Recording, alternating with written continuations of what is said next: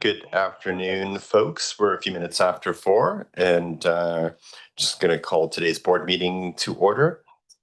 And we'll begin as we always do with the recognition of traditional territories. We acknowledge that we do our business today on the unceded land of the Comox First Nation, the traditional keepers of this land. And reading call to action number 88, sports and reconciliation. We now call upon all levels of government to take action to ensure long-term Aboriginal athlete development and growth and continued support for the North American Indigenous Games, including funding to host the Games and for provincial and territorial teams' preparation and travel. Then we have some minutes from December 9th, seems so long ago, for adoption. Okay, any seconder, I guess? Sure. Thank you very much. And note those minutes have been amended to correct a motion in regards to funding awarded to the Vancouver Island and Coastal Communities Climate Leadership Steering Committee. Anyone opposed to adoption? That carries. February 2nd minutes. Thank you. Anyone opposed? Carries. February 10th minutes.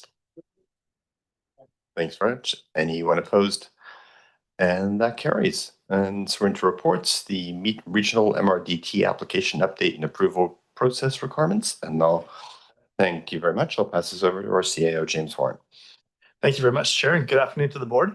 Lisa Kilpatrick is our Community Development and Resilience Manager, and Lisa will be introducing this covering report, and then we have a presentation that Lisa will also introduce. So, Lisa, over to you. Thank you, through the chair, to the directors. We have been to many, well, I think everybody's councils over the last little while, as well as EASC yesterday, to speak about where we are at with the regional MRDT application.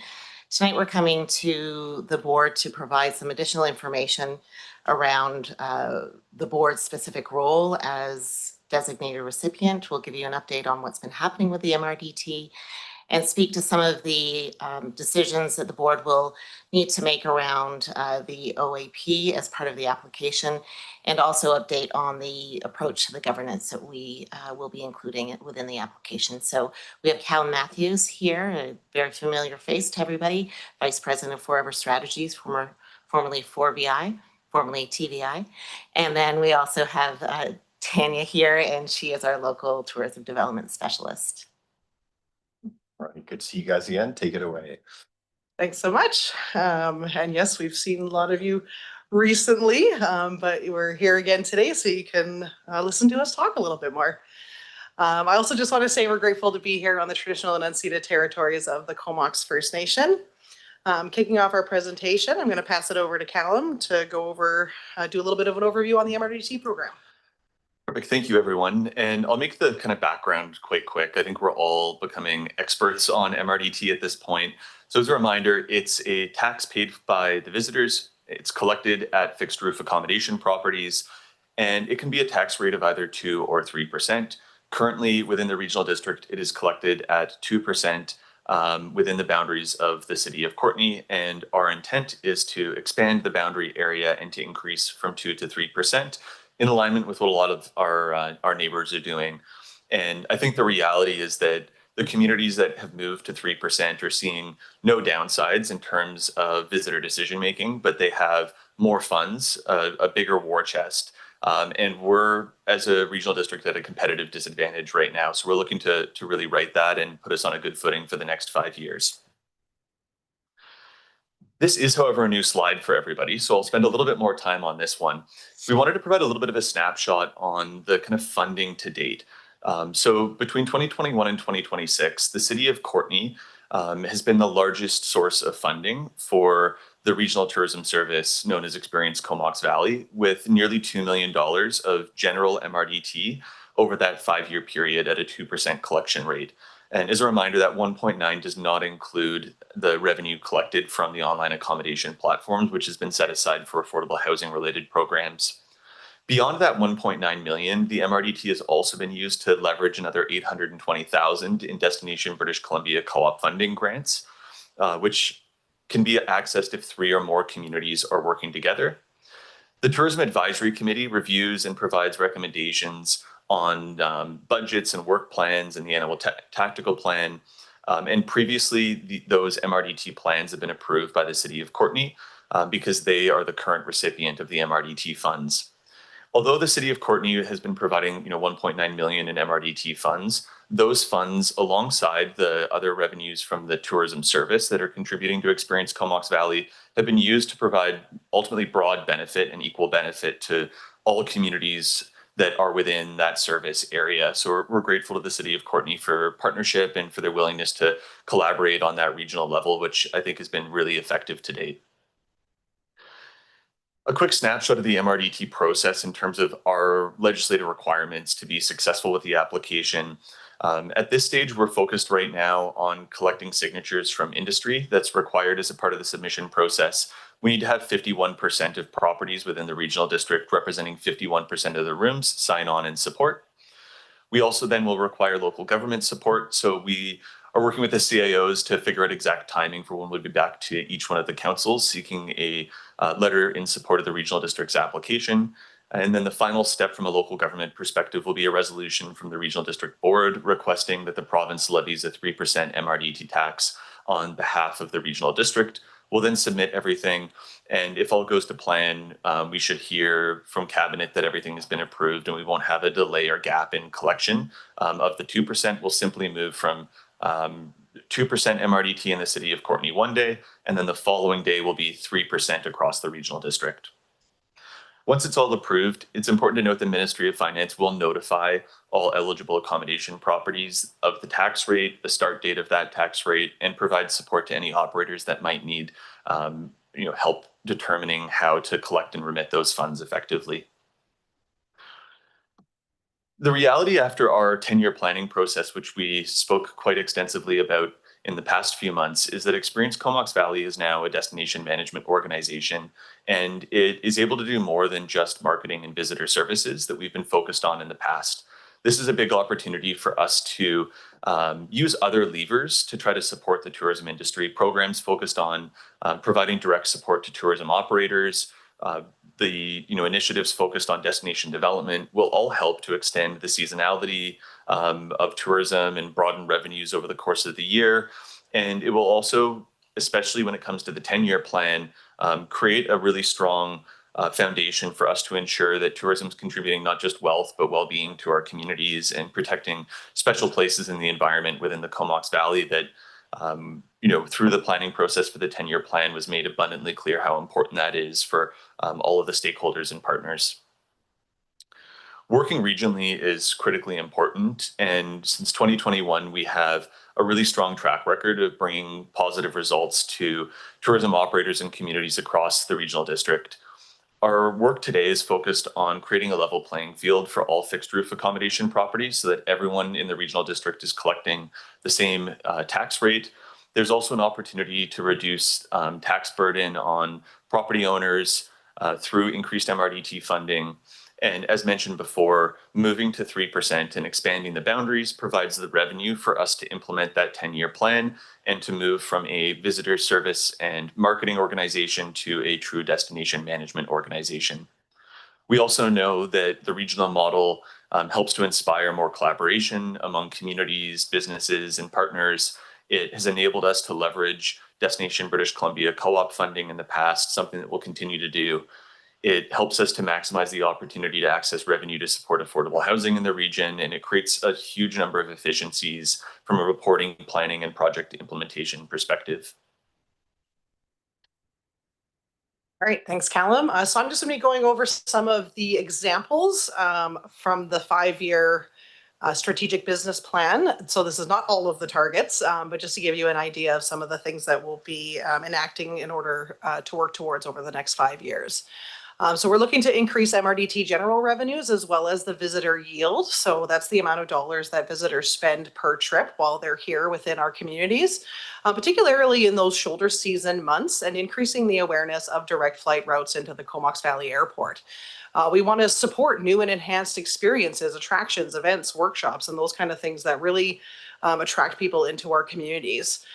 Complete a regional visitor accommodation and tourism workforce housing needs assessment so that we can have the stats and the data to be able to prove what's needed within our communities and to use to attract investment into our community.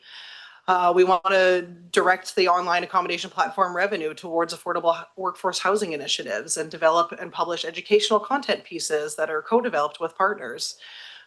We also want to increase the number of operators that are adopting sustainability platforms and certifications, and recruit and train industry host ambassadors. So those front of house staff that really improve the visitor experience and their level of satisfaction when they're here visiting.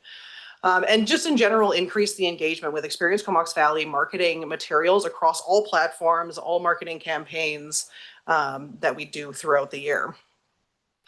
The strategies that we use to achieve these goals are partnerships in government, so strengthening our continued collaborative partnerships, including advancing reconciliation efforts with Indigenous partners. We want to look to grow our economy and make sure that it's thriving and resilient, especially in a balanced way, really affecting that year-round tourism here in the Comox Valley. Improving the communities and quality of life. A great place to live is a great place to visit, and vice versa. So we want to make sure that tourism is supporting the improvement of lives for the residents here in our communities, and without as many negative impacts to environmental and culture. So really looking from a stewardship perspective and how we can enact tourism to provide more positive impacts to those things. Looking at infrastructure and connectivity, so investing in strategic tourism infrastructure and seamless transportation networks that reflect our community's priorities and values, as well as developing new product and experiences. Again, another way of attracting people, particularly in those shoulder season months, and really encouraging year-round visitation through new experiences, new products, reaching new markets, and bringing them into our area. So looking at some revenue estimates, this would be estimated revenue collected at 3% in 2027. As you can see there for general MRDT revenue, so those are those 4 rooms or more fixed roof housing accommodation, so hotels, motels, resorts, just over $1 million. And then the OAP revenue, any of those B&B and smaller short-term rentals that utilize Airbnb, VRBO, and those types of online booking platforms, a little over 300,000. So for a total close to $1.4 million is what we're estimating. Of course, we haven't started collecting yet, so we won't know for sure how accurate this is until we actually put it into action. So after the first quarter, when we know the first couple of months of collection, we can readjust our estimates and potentially make changes accordingly. But this is utilizing the information that we have to the best of our ability, what we think we'd be looking at. So engagement for this MRDT process to date, we did do an industry engagement workshop in the fall. So we invited industry, like tourism and tourism related businesses, partners, organizations to come to a workshop where we looked at the 10-year tourism strategy plan, and we had them help us identify some priorities for the first 5 years, as well as brainstorm ideas for tactics to enact those priorities. The Tourism Advisory Committee reviewed and provided recommendations for a draft 5-year strategic business plan, and then we presented to all of the councils as well as the Electoral Area Services Committee. Experience Comox Valley, we've had meetings with the accommodators and the hoteliers, particularly those that have the 4 or more rooms, and the draft plan has been shared with all of the accommodators across the Comox Valley region. And we also met with the CAOs for discussion on OAPs and what our recommendations there would be. When we're going through the engagements, everything has been aligning with our engagement today on the 10-year tourism strategy plan, particularly with hoteliers. They want to see support for that shoulder season, which is perfect because it aligns with our goals. And the great way of enacting that would be to have this MRDT in place for the whole region, because that would give us more dollars to really be able to enact that change. This is just a snapshot of the eligible accommodations with 4 or more rooms within the Comox Valley. There's 20 total, or a little over 800 rooms in our region, and that shows sort of the spread between the 3 municipalities as well as our electoral areas. And on to Kevin. Thanks, Tanya. So one of the key decisions that needs to be made as a part of this application process is ultimately providing some guidance around the use of the online accommodation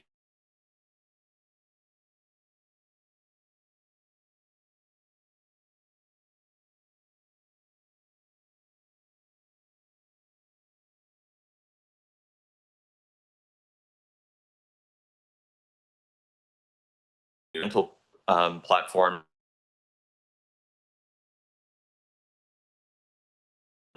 and ultimately remitted to determine exactly how much revenue was collected from each community. And those funds would then be directed back to that community by the regional district. This is enough detail that it satisfies the requirements of the application. And I think best of all, it creates an opportunity for each community in the regional district to determine what exactly those OAP funds will be directed towards in the future. The decision point for when we would really need to say exactly what the money is going towards is at least a year from now. So this is enough that it satisfies the application, but keeps the door open for communities to potentially collaborate on a regional initiative or to address local needs that they may have. This is another new slide that we wanted to share with you all, a little bit more context from a governance perspective. The general MRDT within the context of this plan will be used for Experience Comox Valley initiatives as outlined within the 5-year plan and the 1-year tactical plan and budgets. The focus is to enhance the advisory committee to include broader representation from all communities and sectors, to have regular check-ins with each community and regional partners to ensure continued alignment. The 1-year tactical plan would be developed each year with a lot of engagement with local businesses, the advisory committee, feedback from partners, and it needs to be submitted to the province in November. And the ultimate change that would be happening is rather than the city of Courtenay approving each one of those tactical plans in November, it would now be the regional district board. But we are, of course, as Experience Comox Valley, delighted for any opportunity to speak to councils about what the plan is. So envision an opportunity to be sharing that out on an annual basis as well with each community. And then, as mentioned, the OAP revenue would be distributed by the regional district to municipalities to use at their discretion, providing that it follows the eligibility requirements of the MRDT program. And our team is here to help with that, as well as with the reporting. And if there's a desire to collaborate regionally with those OAP funds, the door is certainly still open for that. And lastly, the regional district will coordinate with municipalities on all of the reporting tied into that, because there is a fair bit of reporting when it comes to the use of OAP funds, even if you're just accruing funds for a future project. Next steps. So we are focused most of our energy right now on connecting with eligible accommodation properties that we're looking to sign on in support of the 3% MRDT. Once we have that in place, we'll be returning to councils in March, asking for a resolution in support of the application. We'll have a final meeting with the regional district board to present the outcome of signature collection and municipal support, and we'll be looking for a resolution from the board, as I mentioned previously, after which everything will be packaged up and sent into Destination British Columbia and the Ministry of Finance. And we have been keeping Destination British Columbia very involved through this application process. They've reviewed and provided feedback on the 5-year plan and 1-year tactical plan. And that's really our focus there, is to make sure that we don't have any ineligible activities that could result in a delay. So everything's shaping up really nicely in that respect. That's everything we have for you today, but of course, happy to answer any questions that you may have. Thank you. All right, great. Thanks very much. And Director Arbor. Yeah, thanks, Chair, and thanks, Callum and team, everybody that's contributed to this, including the, what do you call them, the advisory? The advisory committee. No, it's actually been really good work. However, we had quite the discussion at ESC yesterday, and I at this time, I think the EAs know that I won't be able to support this application when it comes back to the board. The good news to the board is that it doesn't matter that I won't support it, because we found out that the EAs don't get to sign off. We don't actually matter in terms of authorizations for this. So it's just the overall regional district board that votes. So if the 7 of you decided that the areas are going to start getting taxed, they will start getting taxed. That was disappointing. That's not my main concern. My main concern is really 2 pieces, and I've communicated that, I think, fairly clearly yesterday. One is I don't think we've nailed the model for the housing piece, and you heard me at the board earlier talk about a larger contribution to housing, and specifically to housing authority. And the CEOs and the municipalities and perhaps the council have come back and say, no, actually, we'd like all the money fragmented back to each community, which to me is like counter to a regional approach on housing. And then further to that, in my area, our main hotel is actually opposed to it as well. We only have one hotel, Kingfisher, and they're opposed to this tax. So I'm just not finding a lot to ground support for this at this time. I'm hoping things might change in the next month. Yeah, I think Dr. Grief was also sharing some thoughts on and actually Hardy as well around how not very often it feels like a voice, it's like taxation without representation, like the EAs are kind of ignored in this process, and that is not a flaw of TVI. That is just the way the program was designed, kind of ignored the EAs in this process. All right, thanks for noting that, Director Harper. Yeah, when watching the meeting, I was also appreciate hearing your thoughts on that. Go to Director Grief now. Thank you, Mr. Chair. Yeah, I don't understand why this should be a shock. Quite often the assessed value and the population stacks up so that things like in the hospital board that the electoral areas, I think electoral area pays more than the city of Courtenay in taxation towards the hospital board, but it's not reflected on any weighted votes. In MRTD, Courtenay is the big contributor at 638K, Comox 60K, Cumberland 30K, whereas the electoral areas are actually 24% of the total at 325. So it is always disheartening that there is no representation for the taxation, but it has been pointed out, of course, that the taxation is not directly in our pockets.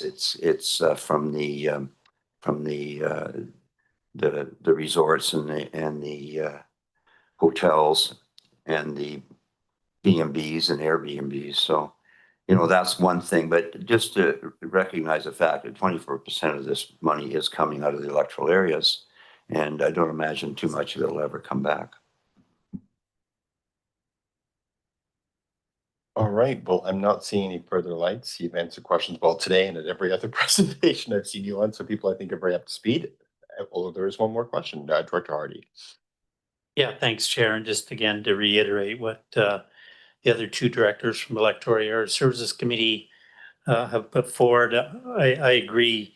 There is a concern with regards to the governance moving forward here with this particular process. And again, we'd like to see, it's quite evident in that last slide. It says CVRD will distribute funds to municipalities, but there's nothing in there with regards to distributing dollars to the Electoral Area Services Committee areas. So with them drawing in almost $300,000 plus. So that's the concern that I put forward yesterday and today. And perhaps maybe I'm misunderstanding what's being put forward in the writing and what's being communicated, but those are just my concerns, is that the governance side of things with regards to how this process moves forward. Thanks. I just weigh in that for a couple of things, and I'll ask Callan or Tanya to jump in as well, just on the most recent question there about the return of the funds back to community in a second. What I also heard though was concern over the money being collected from rural areas and not returned to the rural areas, but I did hear a presentation on what the delivery of the plan would be, and it includes a valley-wide approach to marketing and tourism promotion. And so that may help to hear a little bit more about that valley-wide promotion. And then in discussion on the governance piece, and we talked about this yesterday at the Electoral Areas Committee, my understanding is that the province has a structure for the municipal regional district tax, and they look for a certain approval process, and that includes a very formal process with municipal consent, with the hoteliers in writing consent, and also the regional district as a corporation consent. It doesn't go so far as to look to the electoral areas as participants of the service or electoral area directors as representing the rural population. It doesn't go that far to look for that formal consent from the EA directors. And that is a structural piece to the MRDT program. That's my understanding. If the board is interested in understanding more about that, then certainly we can look into that more. But my understanding is that's the formal process that is set up by the province for the municipal regional district tax. So that generated a question perhaps, but maybe Callum, is it worth also just touching quickly on the return of those funds to community? Yeah, absolutely. So I think in the broadest of senses, the way we've been operating since 2021 is that the focus is on a valley-wide approach. There is no effort made to see how much comes from each particular area towards the budget, and it's weighted in terms of what areas are receiving promotion or services. It's about promoting the region, supporting the region, and that'll be the focus going forward. So I think with that in mind, there has actually been really incredible value for all of the participants to date. When it comes to the online accommodation platform revenue, there's absolutely no reason why those funds, we can use the AirDNA to basically generate a report to let us know how much revenue was collected on an electoral area basis as well. So there's no reason that we in our reporting couldn't say there's this much from area B, area C, area A, and out of my hands, like the mechanics of that. But from a reporting perspective, it's entirely possible to be able to determine how much was coming from each area. And I'll just, sorry, I was just going to also jump in here and mention too, with our Tourism Advisory Committee, currently to date, it does represent the entire region. We do have someone on the Tourism Advisory Committee from Area A, and we actually also have some spots available for new membership this year, and someone from an accommodation in Area C has applied. So I'd love to see, someone from the Saratoga Beach area on our board as well. Not to mention the fact that we're planning on expanding the Tourism Advisory Committee in 2027, but even just for this year, having that voice at the table will be huge. And also the model that we've been using to date, even though the money is collected from accommodators, it benefits all tourism and tourism related businesses across the entire valley. We put a lot of work into making sure that we're spreading the love, so to speak. There's no one community or one type of activity or one business that we're constantly reusing or refocusing on again and again.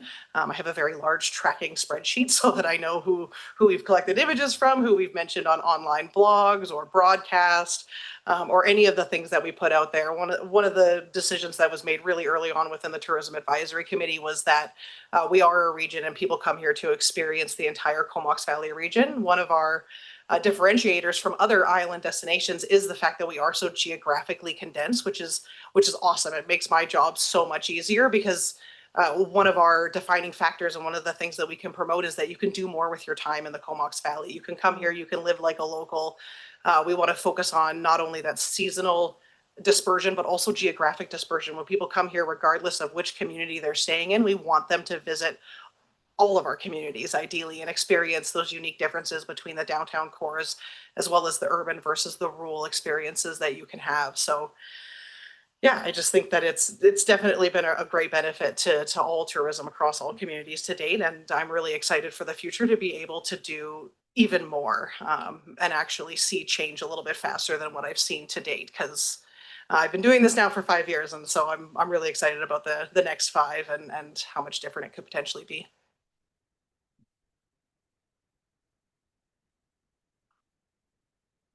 Yeah, thanks. I won't revisit the other issue around the governance and equity because that was well covered. But in terms of the next month, like what would bring me on side is really that housing piece. And I think there is still time, and I wish the CEOs would have a call on that to discuss it.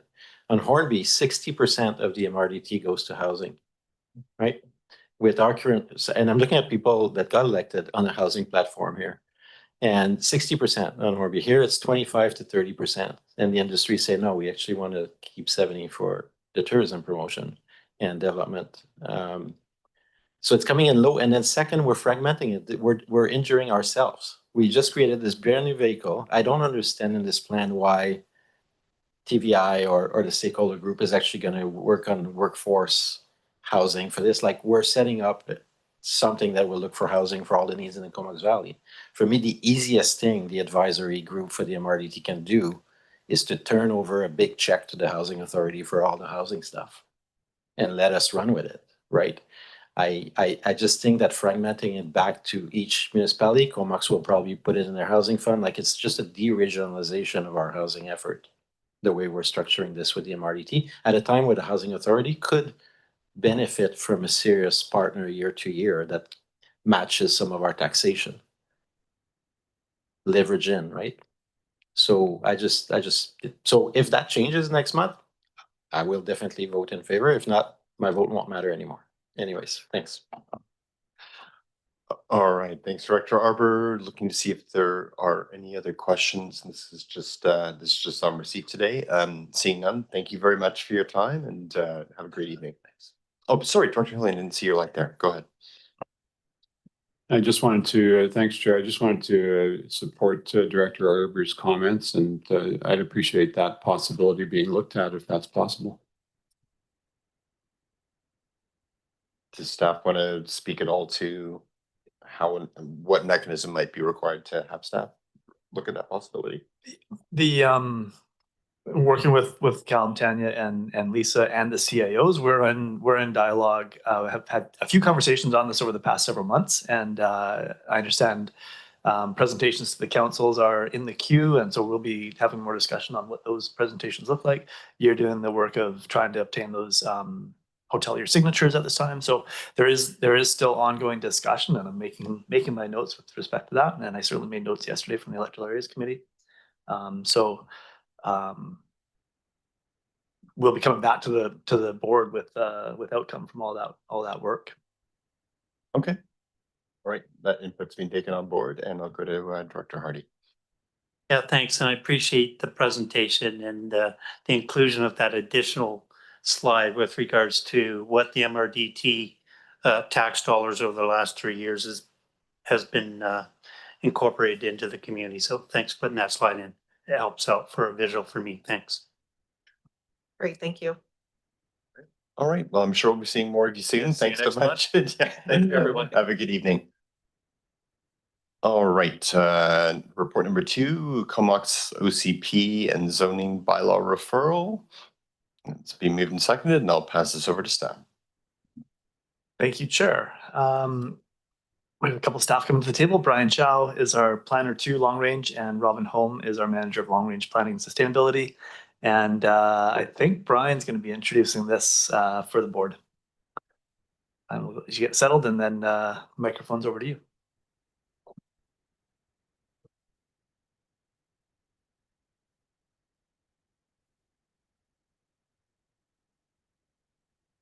Okay, thank you, James. Through the chair to the directors. This report presents regional staff's review of the Town of Comox official community plan, zoning bylaw, and the regional context statement in relations to the Comox Valley Regional Growth Strategy. The board's decision tonight is to whether to accept the regional context statement under Section 448 of the Local Government Act and to forward staff comments to the town. Under the Local Government Act, when a municipality adopts a new OCP in a region where there's an RGS, it must include a regional context statement. The board's role is to determine whether the regional context statement adequately identifies the relationship between the OCP and the RGS and whether alignment is consistent.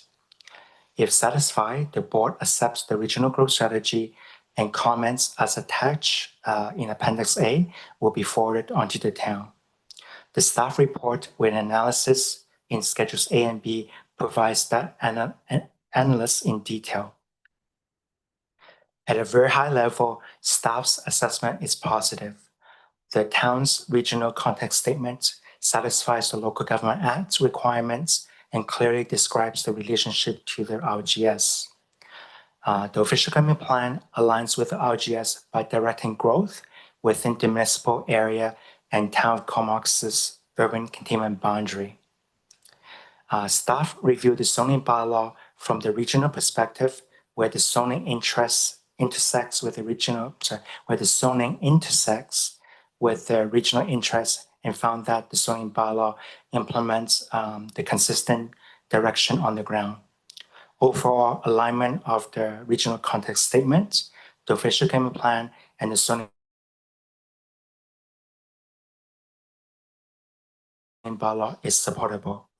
For the regional context statements, staff identified two general areas to help strengthen the long-term clarity with the regional context statement. First, confirm coordination on floodplain mapping and flood construction levels to ensure that the shared sea level rise assumptions and reduce future risk.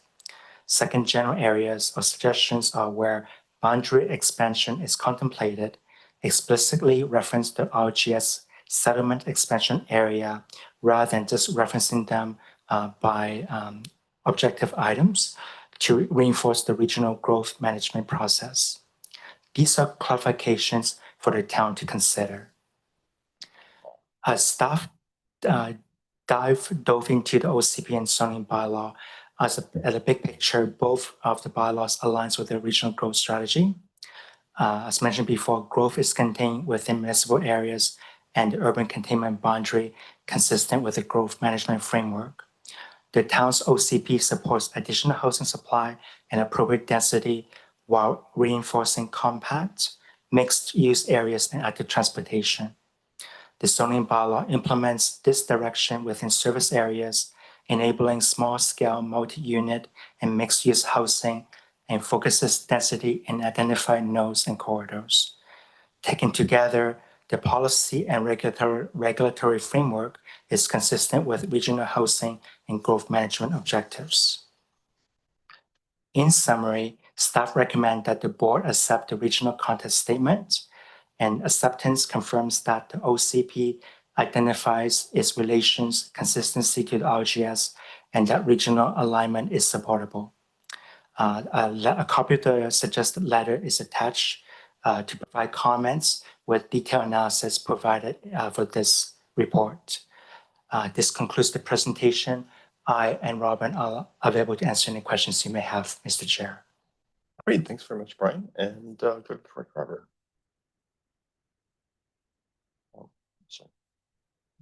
Yeah, thanks. I'm just wondering for staff, like you actually provided a lot of comments, and I thought the active transportation, thinking outside of the boundaries, that was worth mentioning for sure.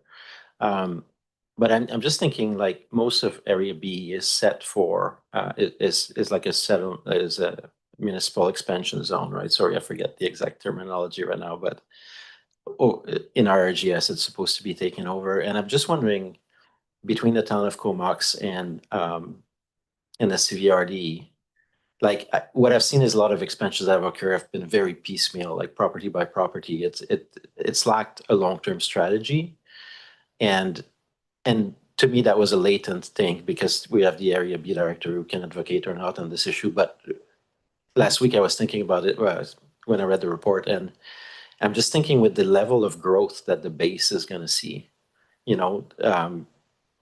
is there a way, because they're abutting Area B, and there's no sense of thinking about expansion into that area, realizing that there's certainly serious growth happening in part of that area shortly.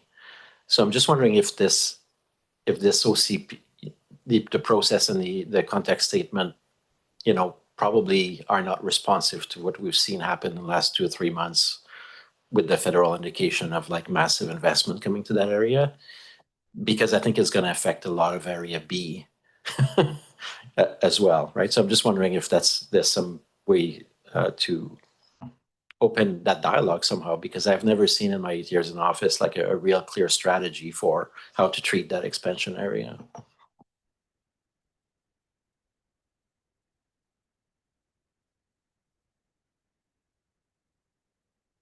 So I'm just wondering, okay.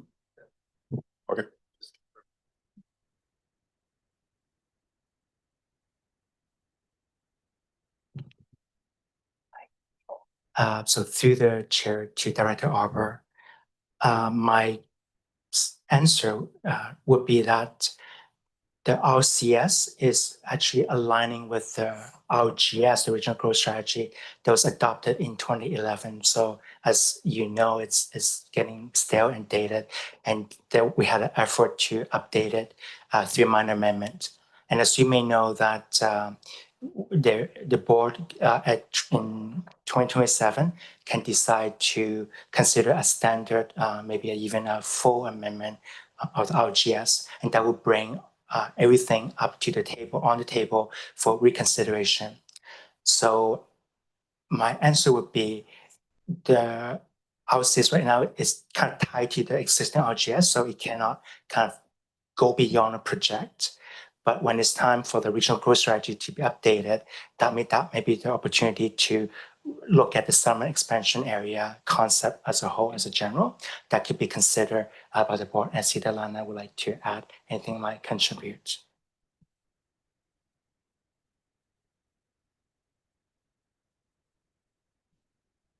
Thank you very much. Through the chair to the directors.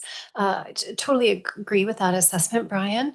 I think what we can say, we've talked to this board before about the work that we need to do the orderly planning of the settlement expansion areas. And I think the growth that we anticipate through Department of National Defense is just one of those reasons that makes it even more compelling work that needs to be done. We haven't been able to get to that piece of work this year, but most certainly it is a priority. And so that's where we'll be hoping to enlist your municipal staff to participate in that work going forward, because over the next couple of years it will be really quite striking how that infrastructure, that proactive infrastructure and land use planning is really an imperative for our region.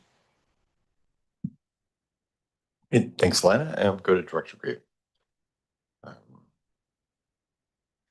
Thank you, Mr. Chair. It may have come as no surprise to this board that I've been banging on this drum for how many years now? Over a decade. So I will hold my comments until we get to item 13, which is the RGS bylaw 810 public hearing. And I'll have a bit to say on that subject at that point. All right, thanks everyone. So this we're on receipt at this point. We think we can dispense with that, and there's a recommendation. Okay, any questions? Anyone opposed? All right, and that carries. Thanks very much, everyone. Next, the CVRD e-bike rebate program. And I'll pass this over to James Warren to introduce. Thank you very much. Michael Zabarski is our Manager of Transit and Facilities, and Mike will be introducing the staff report on the e-bike program. Mike. Thanks, James. Through the CEO and the chair to the board. Just a quick verbal summary of this staff report. So currently CVRD does not have a regional transportation service, nor are there any funds currently allocated in the budget that could be used for a regional initiative such as an e-bike rebate. Our current focus is on the public transit service and the evolved shared e-bike and e-scooter program, both of which now have low income fare programs. You've heard about the transit fare programs recently.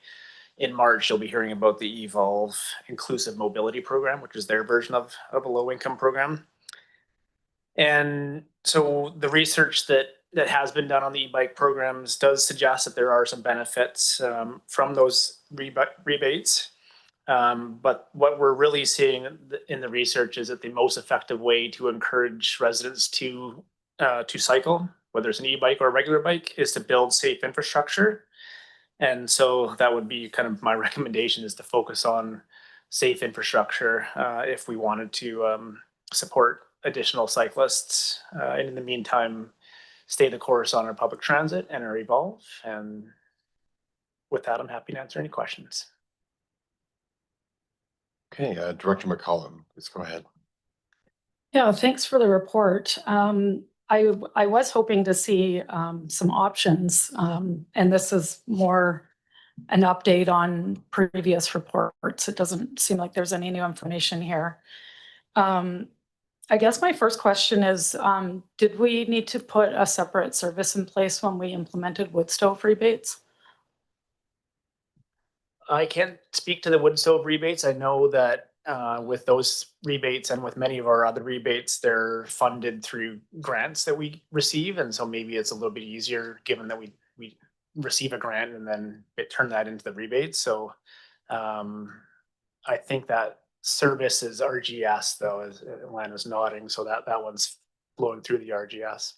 But no RGS taxation funds were used for the wood stoves then? It was strictly a flow through from higher level of grant government? funded, yeah. So one source of funding that occurred to me that I was hoping that we would maybe see looked at in this report was the LG cap money. From what I understand, it can be used for GHG reduction programs. And the study on the e-bikes from UBC showed an average of 50 kilometers a week of car displacement, which, I mean, yes, of course, you know, safe biking facilities absolutely encourages people to get around on bikes more than unsafe. But there's no real cost benefit analysis. I mean, a e-bike rebate is a fairly cheap way to encourage people to get out on bikes, and, you know, providing separated bike facilities is a long-term project that you know, also supports mobility transition, but it's not the only method. I mean, that study from UBC was pretty impactful in just how much mode shift came out of a simple rebate program. But the emphasis in the report is strictly on improved separation facilities. And I'm wondering if any analysis was actually looked at in terms of what the costs are versus the benefits in terms of mode shift. Yeah, we did look at the LG CAB funds, and so those funds that CVRD has are specifically for the rural areas. So the municipalities have their own LG CAB funds that could be directed towards a rebate program.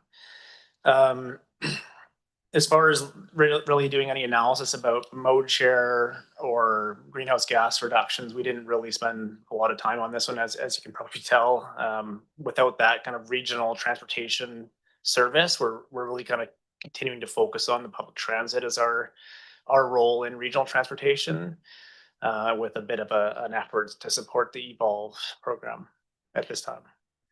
So the funding, like the resourcing for supporting Evolve, what service does that come from?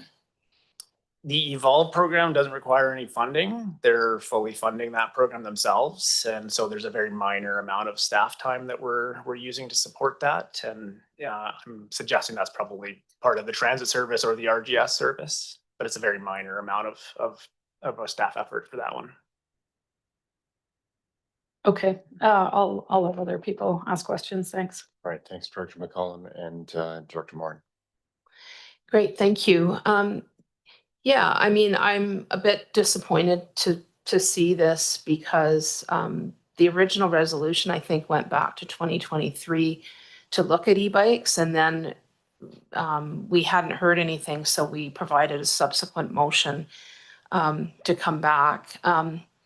And I'm thrilled with the Evo bikes and the uptake of those for sure. And I'm really happy about the piece around providing for low income.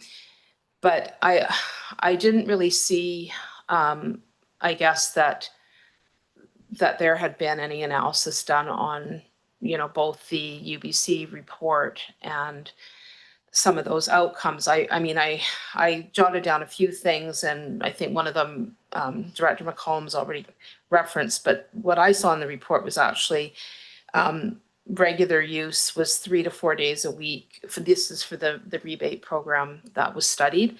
3 to 4 days a week, 30 to 70 kilometers weekly. So basically, e-bike users substituted car trips 3 to 4 days a week, which I think is pretty impressive.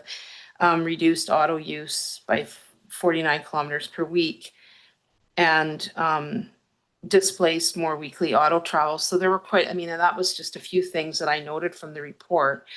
And I also dug out my notes from the Cycling Coalition, because I believe it was Director McCollum and Director Hamilton and I who had, I'm not sure who actually put in the resolution, but we had all done some research and talked to the folks in Saanich.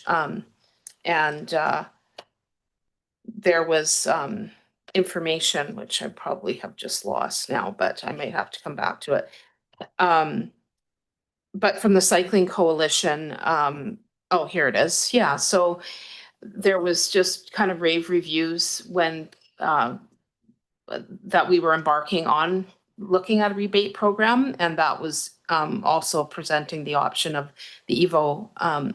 And the Cycling Coalition had said that they felt rebate program could be incredibly beneficial, that they felt that they would be they'd be thrilled to see both, but they would lean toward the rebate over sharing.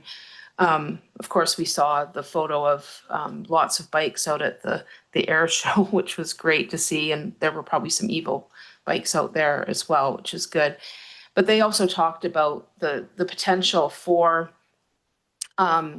with a rebate program, including a package which would have helmet lights, lock, ride right lessons, maintenance instructions, and guidance on route choices.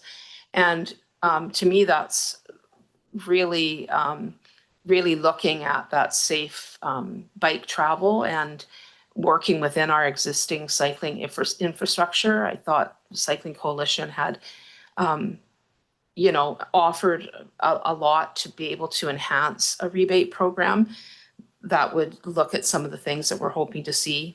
And then, of course, they talked about tying to income.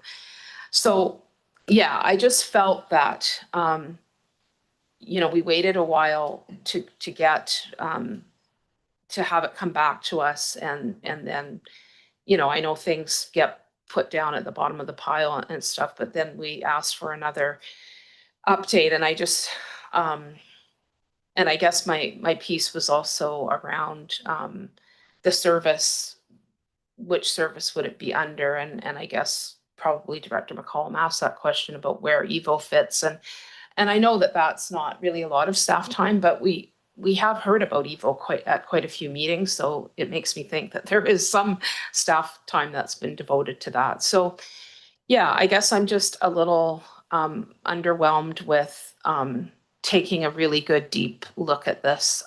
So that would be my comment for now, and maybe others have comments. And I don't know if there was really a question in there, but I don't know if there's anything that I said that you have a response to or an answer for. Okay, thank you.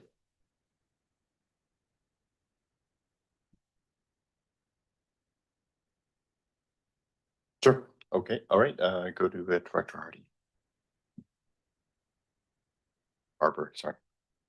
Oh, okay.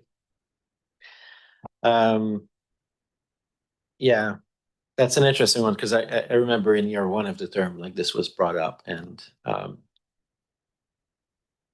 then I guess we did get on the track of evolve, you know, 2 years ago at midterm.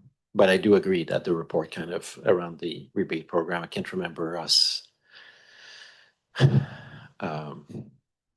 fully deprioritizing this, but now it's like what to do.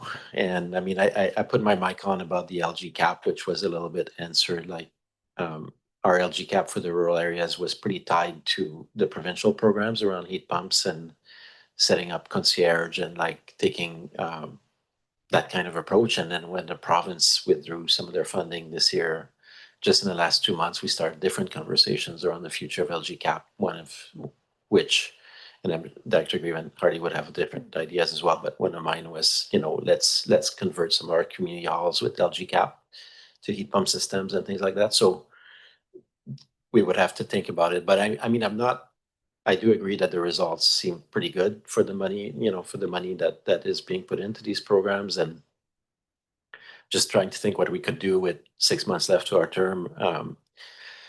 For us, for me, it is fundable. Like you can even come out of our rural grants, you know, to subsidize. Like we do have a suite of rebates at the regional district, and all of them have a different kind of funding model almost for them. So I just want to say that, yeah, it's unfortunate that this program isn't lifted off. I also recognize staff's comments that around the regional transportation service, where we were going to really expand as a board what we're going to look at. So yeah, I'm trying to find a pathway, but anyways, I think this could be brought back to ESC for some funding from somewhere if Courtney and Comox and Cumberland really wanted to move forward with it.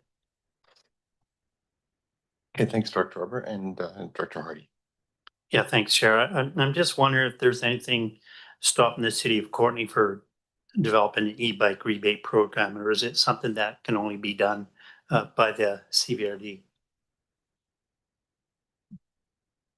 Yeah, the city or town or village could establish rebates within their jurisdiction only, if desired. All right. Thanks. Do you have a follow-up or? Okay, great. And go to Director McCollum. Yeah, I just want to circle back and make a couple other comments. One of them is just the connection back to the regional transportation service and how that didn't proceed. One comment I would make is that the presentation around the e-bike share came in, I believe it was actually June 2022, which to me at the time felt a little bit out of nowhere because it wasn't something that the board had ever raised as a priority. And that is where the interest in looking at an e-bike rebate came. It's like, well, if we're going to put resourcing into this e-bike share that nobody asked for specifically, what else can we do? And so that's when the direction was provided, and then it seemed like it maybe needed more time, and now it's being tied, the lack of success, to this regional transportation service. But I went back and read that report, and there's no mention of bringing an e-bike service in that report. It was specifically around expanding our mandate and dealing with regional active transportation as like a service toward infrastructure. So, I mean, we really didn't have that conversation at the time, that if we didn't proceed, then the work around an e-bike rebate was also impossible. Because I mean, to me, a few possibilities have been floated here, but I just feel like we've never actually been presented with any type of option in which to consider.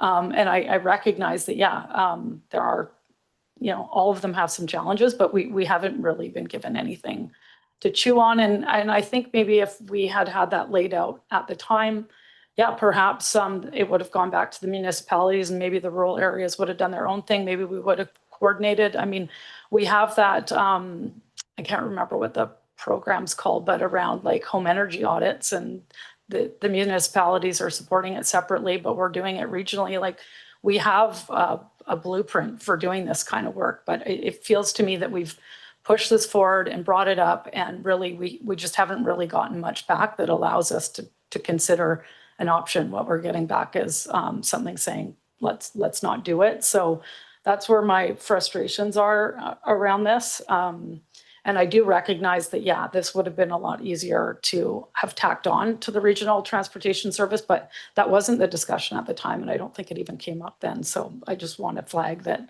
I think there's a little bit of a miscommunication there. Thanks.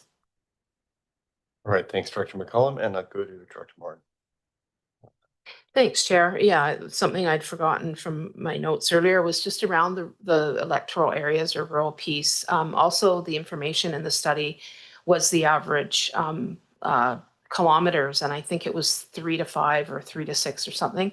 So the EVO program isn't available in the rural areas. So conceivably, you could have parts of area C, B, and A that would definitely be within that 3 to 6 kilometer or whatever, folks who would gladly replace a car trip with an e-bike because there is no EVO if they were able to afford it. And as I said, I'm thrilled about a lot of the equity measures that we've been taking, and EVO with the low income. But the bottom line is, you do still have to pay for EVO. You still have to have some money, and it's not available in the rural areas. whereas with a rebate, you could, get your rebate, get your bike and be up and going and really have minimal costs going forward other than a little bit of maintenance. So that was the other piece I wanted to bring up. I think if we really want to affect change on a regional level, it would be great to have a regional approach, and it would definitely, I think, benefit the rural areas as well. Thanks. Thanks. I was just taking in all the comments and listening to everything that was said there, and I can appreciate the frustration around this as a topic of great interest to some of the directors, and seeing this evolve into something more substantive or something, I guess, in the Comox Valley is something of interest to you all, and it does cycle back to several years ago. And I think at the time, as we're giving consideration to these programs, we're also trying to understand where does the program need to live in terms of a service, and what can be done, through the RGS or through other services, or a combination of service mandates and that, and which services may need to be adjusted or changed to be able to house these kinds of programs. So the programs, they do evolve and they do ebb and flow. I can appreciate that the direction was to come back with options around the e-bike rebate program. Recognizing that, as Mike described, the discussion consideration of that regional transportation service in 2024 would have been the house for that. And I think at this stage, what we're suggesting is that to advance such a program, it would be advisable to find a service to house such a program. And I guess the last thing I wanted to mention is just around your strategic planning processes. This, I think, is a good topic for a strategic planning process to understand what does the Valley want in terms of active transportation, in terms of regional transportation, that kind of an approach. Lots of different competing interests and responsibilities when we think about also provincial responsibilities.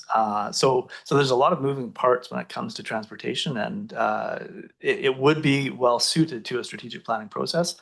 The board in its last term has really focused in around housing and housing affordability. And that was a really conscious effort. So I want to recognize that there's a lot of interest in this topic, and there's a lot of interest in making this topic advance and do something in the Comox Valley. But we're also trying to balance the resources we have and understand the mandate that we have that's in front of us here. So yeah, as Mike noted, the report did not do the deep dive that I know some of you directors have done. And I think we're focusing on the work plans that are in front of us right now. All right, thanks, James. And I'll go to Director Arbor. Yeah, thanks. I actually like a lot of what James just said, and I think this recommendation is actually not useful. We shouldn't move that, because it's true. This an e-bike program, like, why would we say no further action towards the development? But I think moving from that 1,000-foot level of that initiative to the 10,000-foot level, I think there's a lot of questions in the community around how we're progressing towards mode shift. There's been, especially with the City of Courtenay's leadership, there's been a lot of good initiatives.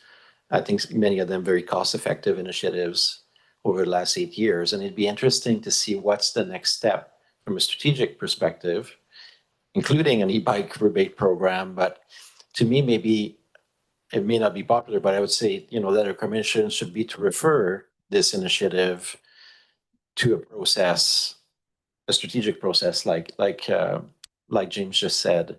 Whether that strategic process happens before the end of our term to do a review of our findings, I don't know if it would require municipal staff and everyone else to collaborate. I don't know if Courtney has done that work, but yeah, I think referring it maybe without a timeline to a strategic process on transportation would probably be better than just saying no further actions towards something that could actually be really good, and that many board members, including myself, actually think it is a good idea to look at it. Thanks, Director Arbor. I share many of those same thoughts, and I agree the recommendation. I'm not sure what the purpose would be of passing that other than to preclude something which features a long time, and many different things are possible. And I certainly like the idea, if there are any process like the one RCA was discussing, we could fold this into. All right. So that was for receipt, and at this point we'll dispense with that and move to the next item, 2026 financial plan update and follow up for support. Oh, sorry, Well, sorry, I should ask, does anyone want to move the recommendation? Sorry, oh, excellent. Okay, go for it. I'll move that we refer the discussion around e-bike programs to a future strategic planning process. Great. Thanks for formalizing that. Any comments on that? Anyone opposed? Yeah, thanks, Vicky. All right, financial planning update on support services. Okay, I'll pass it to James. Thank you, Chair. Lucy Wachark is at the table, and Lucy is our Chief Financial Officer. Kelly Broughton's also at the table as our Manager of Financial Planning. And this report comes to you as a bit of follow-up from the financial planning process that we're all in the midst of right now, and specifically some questions the board was asking around the support service costs. And so, yeah, Lucy, over to you. Thank you. Thank you. Good afternoon to the CAO and the chair and to the directors. Staff are returning to the board with the 2026 budget update as well as follow-up information related to support services. And this as related to director's discussion and direction coming from that February 10th Water Committee budget deliberation meeting. The purpose of this agenda item is twofold. So I'll just start by giving a brief update on the 2026 budget. And following that, Kelly will give a brief overview of the support services information. So overall, staff feel the 2026 financial planning process is going well. Each one of the committee and commissions have gone through their respective services, with the exception of 3 items for EASC, which were dealt with at yesterday's meeting, and the additional information related to support services. All other proposed budgets have been dealt with, and in some cases, the proposed budgets have been amended. Staff are in the process of reviewing and compiling changes, and these changes will be reported back to the board on March 17th when we return with the recommended budget. So there is one new development for which we want to ensure the board is aware of, and this is related to the transit budget. So with the delivery of the 2026-2027 provincial budget, the province has now confirmed that transit expansion across the province will not be funded. The proposed budget for Service 780 included costs for transit expansion in 2027. So, however, there is no impact to the CVRD's 2026 budget. This change from the province will influence the 2027 to 2031 financial plan. Mike Zabarski is here today and to address any specific questions the board may have in this area. Otherwise, if there's no questions on the budget update, we can carry on with the presentation, and Kelly will give that overview of the support service costs. Seeing no questions now, so Kelly, if you want to proceed. Oh, sorry, Director Grieve, you have a question? Yep. Thank you very much. Well, seeing as you're referring to Mike, I just want to know where you bought that shirt.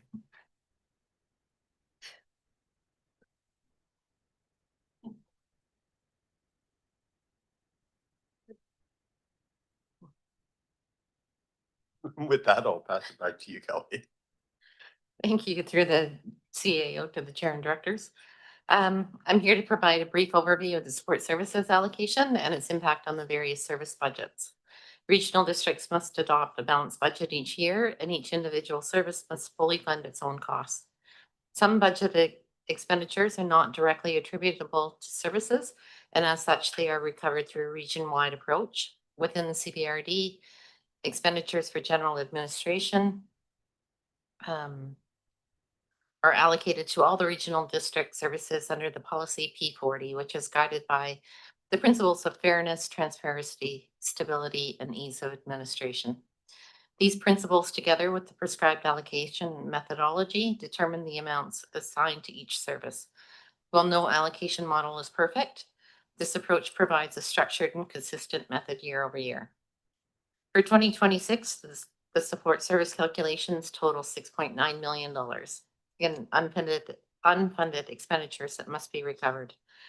This represents a 26% increase over the 2025 recovery amount, or approximately $1.44 million. The primary driver of this increase is the reduced reliance on one-time surplus funding. In 2025, just over $1 million from the 2024 unallocated surplus was used to offset support service costs.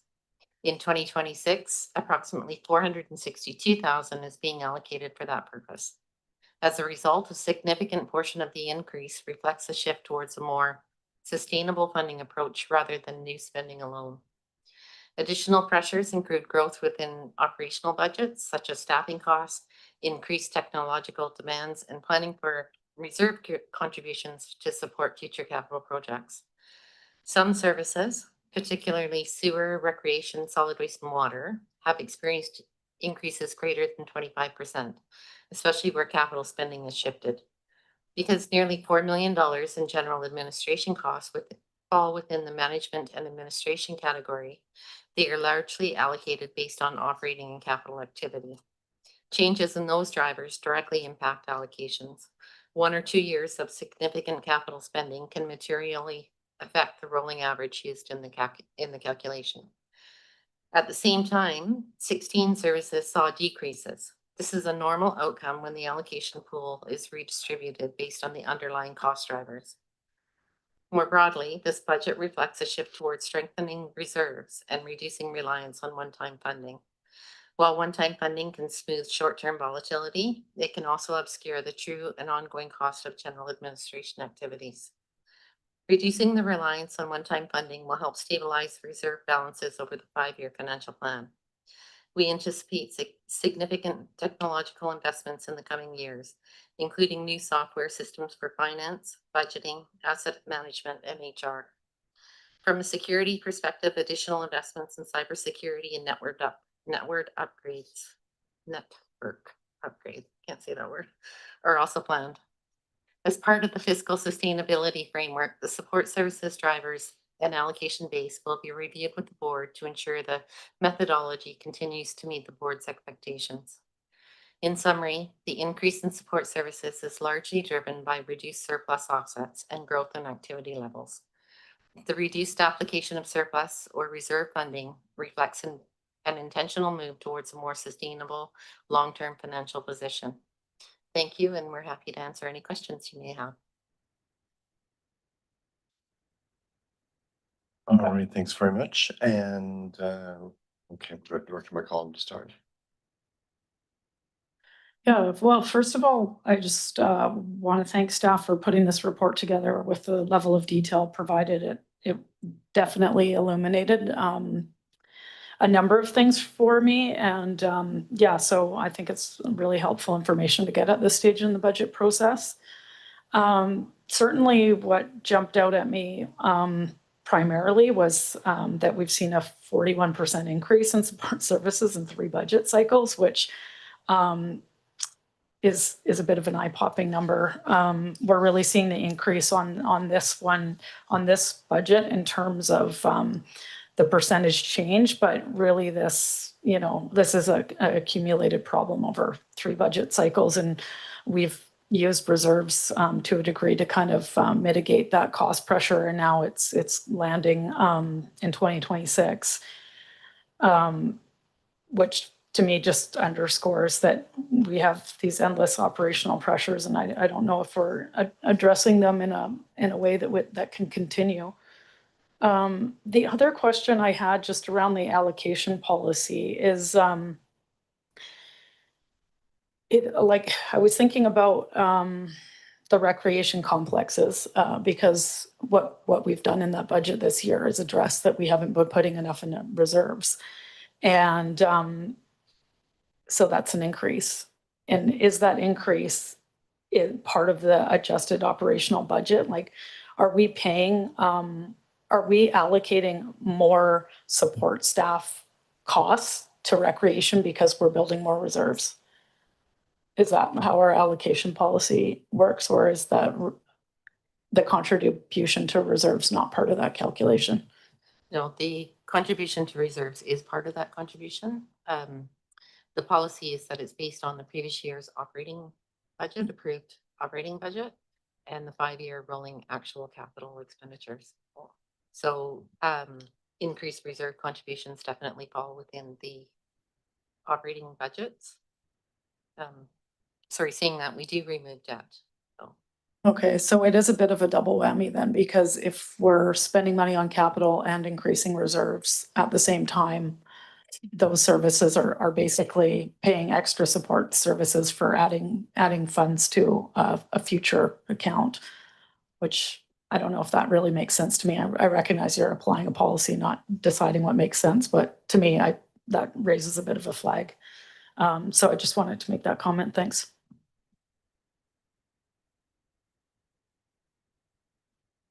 All right, just looking around the room to see if there are other comments. I guess I had a question, but I'll ask that in a second after Director Hillian. Thanks, Chair. Just in the last paragraph on page 3, it says, as part of the fiscal sustainability framework and strategy, the board support services policy will be reviewed. And I just wonder what that will entail. And, you know, I think Director McCollum made a really good point about, you know, how the policy is applied to reserves and such. And I'm just wondering what the plan is for that to review this and whether it'll take that issue into account. Sure, through the chair, I can answer that. So for that particular policy, first of all, I would say that it is one of the policies that's high up on our list, so we want to tackle it sooner than later.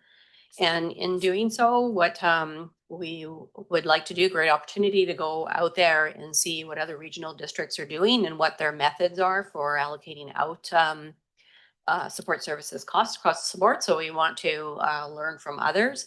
And then in formulating that, we would come back to the board with some staff recommendations to potentially modify your existing policy. So bring you back some options. It's always a difficult one, and there's no exact science of probably have stated in the report in the methods in being able to do this. But we can do some modeling of potential changes and then bring that forward for discussion with the board and formulating that into a new policy. And just one other thing that Kelly and I have been talking about as well. It is a high priority for us, and we would foresee getting through one cycle where potentially we can have this updated and endorsed policy. And likely the full implementation of it wouldn't hit until you get to 2028, I think.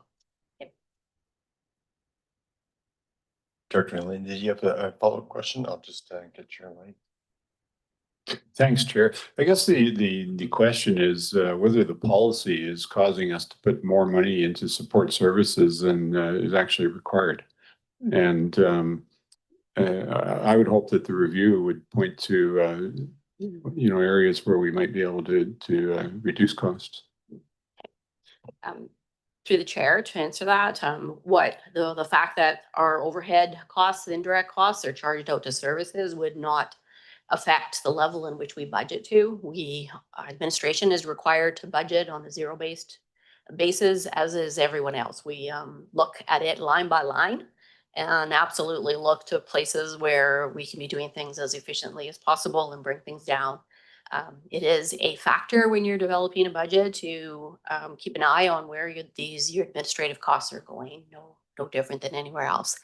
It's the fact as a regional district that you're distributing this cost across your services. In essence, just means that you are raising taxation or other funding specifically in the service. So just rest assured that we look closely at this area as well as all the rest of our areas. All right, thanks. I'll go back to Director McCollum. You can ask your question first if you want. Yeah, my question was along the lines of Director Hillian's, and I wasn't quite sure if I heard the answer as to what the timeline would be for review of policy P40. I think you said it wouldn't take, it would happen during the next term, so following the election sometime in 2027. Yes. Yeah, through the chair, it was really quite hopeful to be able to get through more of that fiscal sustainability framework with this board during your term. We've just had to move it out further, so we haven't begun on that yet, and so it's a later in the year to get moving on that particular initiative.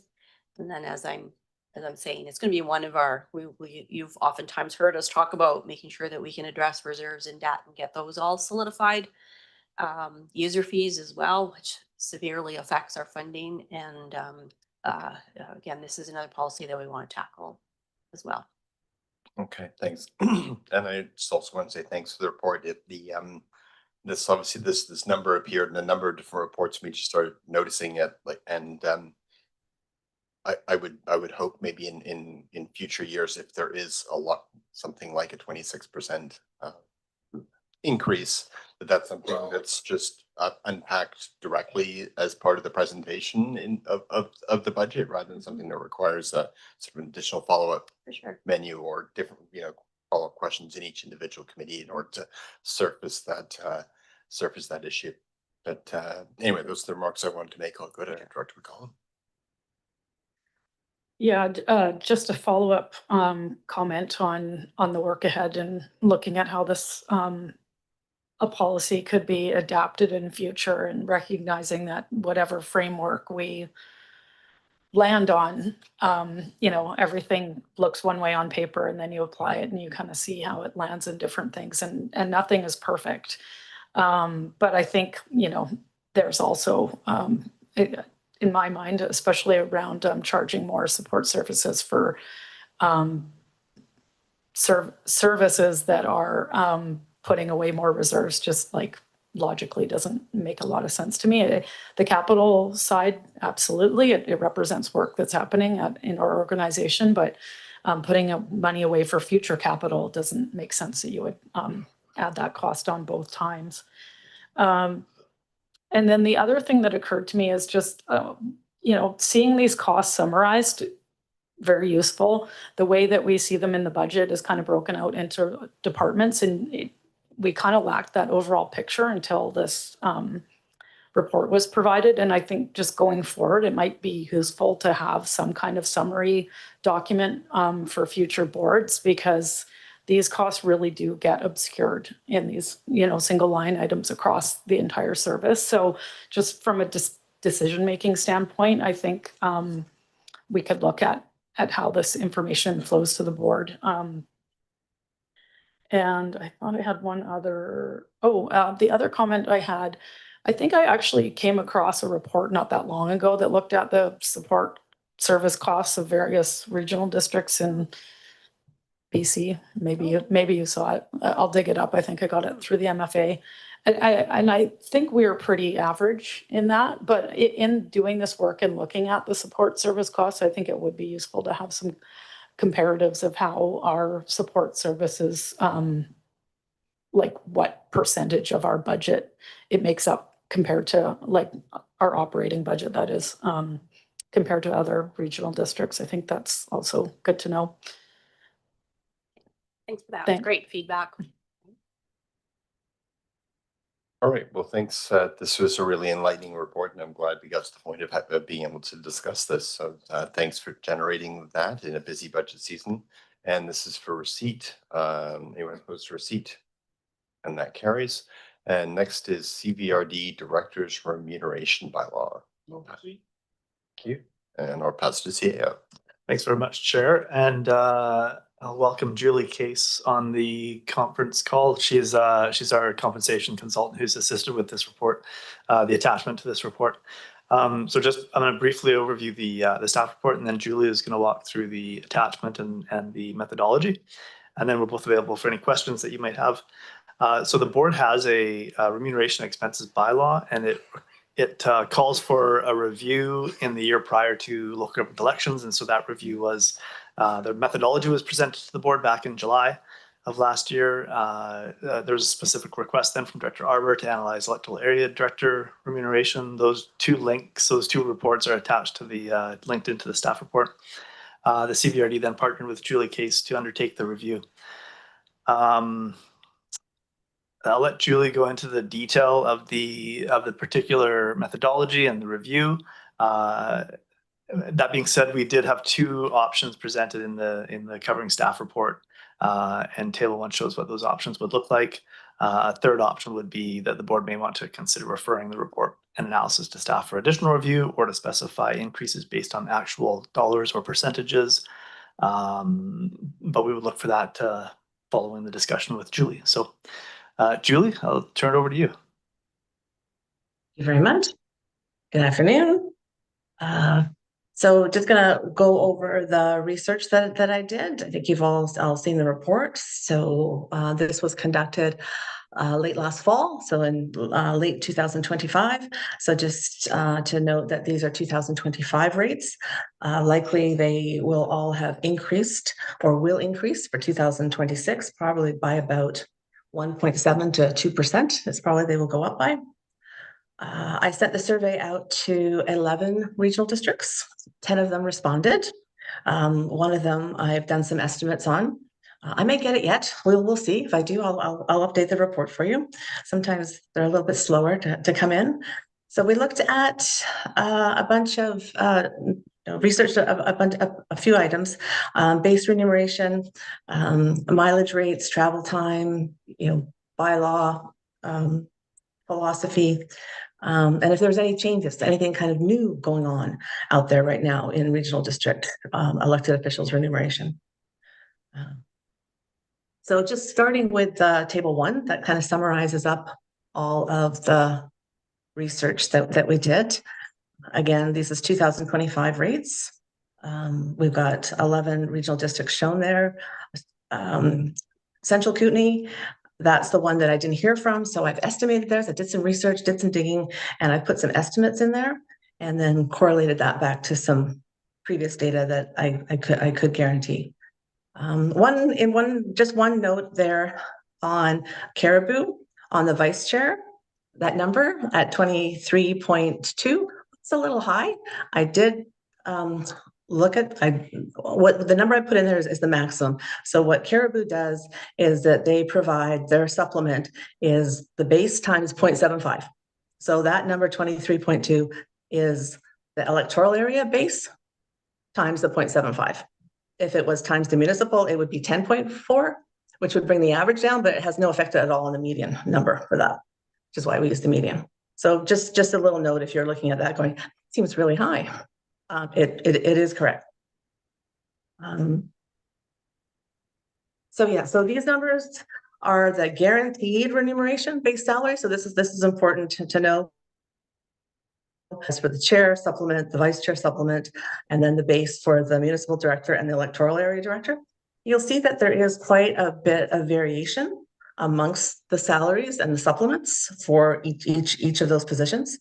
And it's not consistent. It's not one regional district that's all paying the most or one regional district that's all paying the least.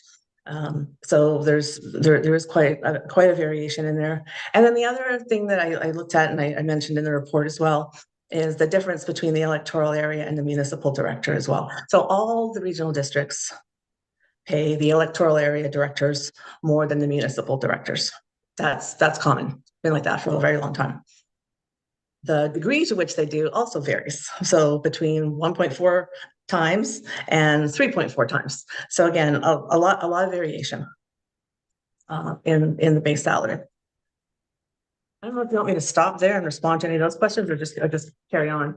I'll just carry on and take some questions if you like. And then, so that's table 1 that just summarizes up, like I said, the base salary. And those were the 11 regional districts that I looked at. Of course, when you're looking at this, it gives you a lot of information on all these 11, whether you want to continue looking at those 11 or look at a subset of that. Of course, that is absolutely your discretion to do. I've just summarized up the 11 here that were mentioned in last year's report. Table 2, when we're comparing where you guys sit kind of relative to the median, and we chose the median. We like the median. We don't choose the average because the average can be variable, up and down quite a bit by high numbers and low numbers. And we can see from that data, there's a lot of high numbers and low numbers. So we're looking at the median. So what I've done is table 2 just summarizes all 11 compared to Comox Valley Regional District. And then says, you're kind of good. You're kind of in their ballpark, or you're more than what everybody else. So you're kind of the same at 98% for the municipal director, and you're above what the others are paying for the chair, the vice chair, and the electoral area director as well. So that's what table 2 summarizes. And then table 3 summarizes a lot of other information on allowances, benefits, expenses, and other practices. It's kind of interesting that when I asked the question around, is the position considered full-time or part-time? A lot of them just don't answer that. It's just not specified. And I think that's just due to the variation in the amount of work that is put in by directors in different regional districts. So I wouldn't interpret too much from that about, well, only one is full-time or only 6 are part-time. A lot of them don't specify that. All 10, so the 10 that I got the data back from, I don't know what happened in Central Kootenay. All 10 did report that they made an adjustment to their salaries in 2025. All of them said that they use some version of CPI. And I say some version of BC CPI. It's not all the same. CPI can be measured in different ways. Sometimes it's a rolling average. Sometimes it's a number at the end of October or November, or December, or another month. But anyway, all of them said that they use the CPI. So going forward for 2026, I estimate the CPI for BC is going to be somewhere between 1.7 and 2%. So we're going to see those numbers come right back to the 2% that we saw for just about a decade.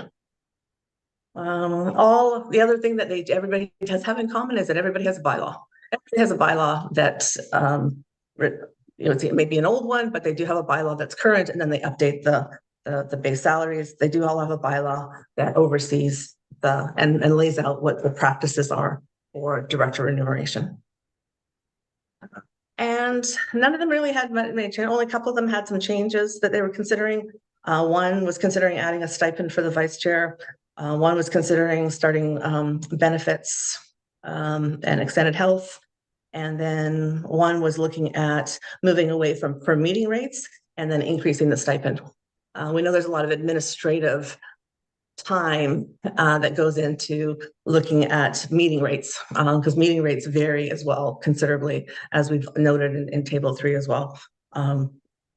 And depending on which meeting, how long the meeting goes, you're simplifying it. There's one regional district is looking at simplifying that. I'll leave it there. I think you've probably kind of all read the report. I mean, just in summary, like I said, there's a lot of variation in regional districts. There's no direction coming from the province or anywhere else about how this should be set. It's regional districts on setting your own remuneration. There's some guidelines there that UBCM puts out, which are quite helpful in terms of looking at those. It's a good document that they wrote in terms of the guide. And if there's anything I can do to help you reach consensus or ask or respond to any of these questions, I'm happy to do so. Great, thanks very much, Julie. And a couple of questions in the room. I'll go to Director Arbor. Yeah, thanks. And thanks for the report. And I realize you've done precisely what our scope of services was. I would have liked, that was back in July when we established that scope. And at the time I asked for a deeper dive on the electoral areas. I don't think that was really done in that report to the extent that I expected. But that's okay, because as you say, there's wide variability across the roles. But I would point out a couple of things in the tables for future, like maybe for us as we scope out that work. One, I think that the problematic thing with looking at regional districts is, by population is that spread of population varies extremely.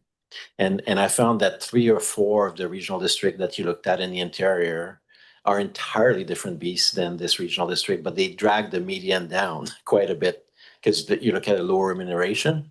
So I'll take Fraser St. John and I've had 24 hours because we just got that report 24 hours ago. So I didn't do deep analysis. But Fraser Fort George, the population of Prince George is about 80,000. And the average EA has about 1,900 people. They very, very, very few services. So for me, that's why when I did this associated report last summer, I spent quite a bit of time looking across which were the real comparables in terms of population represented for electoral directors and levels of services. And the second piece that I would say maybe scope that better in the future for, in 4 years from now. And the second is the remuneration. I went with Sophie report because a lot of remuneration is hidden. So in this report, and as you say, you've set the base, but I think it's so easy with the Sophie reports to see the actual remuneration. So this actually underestimates what myself and Dr. Hardy and Dr. Grieve make by almost like $10,000 and for each director on this table, because we get the stipend per meeting. So I would find that going by Sophie report rather than the base wage is more appropriate, because we have all these hidden remuneration that varies also widely between regional districts. All in all, I will stand by my comments that I think there's merit in looking at an adjustment for the electoral areas in this regional district. Not to the extent of Strathcona, which the remuneration is now $70,000 for the electoral directors in Strathcona. But look at the results. When you look at who it attracts for candidates, that also makes a difference. As electoral area director, we're asked to have day meeting. I know a lot of councils are actually at night in the municipalities, like it assumes a full-time position. And I think we're set up to continue to attract the same profile of candidates, or else for people to put in more than probably they should. And I found that our workload, and I've talked to the NIMO colleagues, is quite comparable. The areas are very similar in size and numbers of services, and they are about 10 grand above what we make here as electoral area director. So I'm not going to ask for the 10 grand, but I think there should be acknowledgement that EAs could probably use a little bit more to recognize the work that we do. And I would propose an option 3, which would be to, whether option 1 or 2 is pursued, to add $5,000 to remuneration just as a one-time adjustment to the EA's wage. Thanks. All right, thank you. And Dr. Grant, you're next. Yeah, thanks. I was just looking at this chart, and Strathcona seems to be, all the numbers seems to be good until you get to the electoral service, and all of a sudden it's 61.7, which was actually 70. So what the heck's going on there? I don't know that, Julie's certainly welcome to answer. I don't know that you mentioned the bylaw philosophy. Perhaps there might be something there in the bylaw philosophy, but I don't know that you would have the context or the background to how the rates all landed where they're at. I'd be happy to, through the chair, I'd be happy to make a phone call and get back to you with some additional information if you would like. I could find out. Yeah. Well, it just seems to me when I look at it and comparable size communities and stuff, it's about double what the others are. So I'm just wondering, what the heck are they doing that's so important? And their sorry, through the chair, their factor of increasing it is the highest as well, one of the highest as well. So I'm happy to make a phone call and get back to you, do a little bit more research on that if you'd like.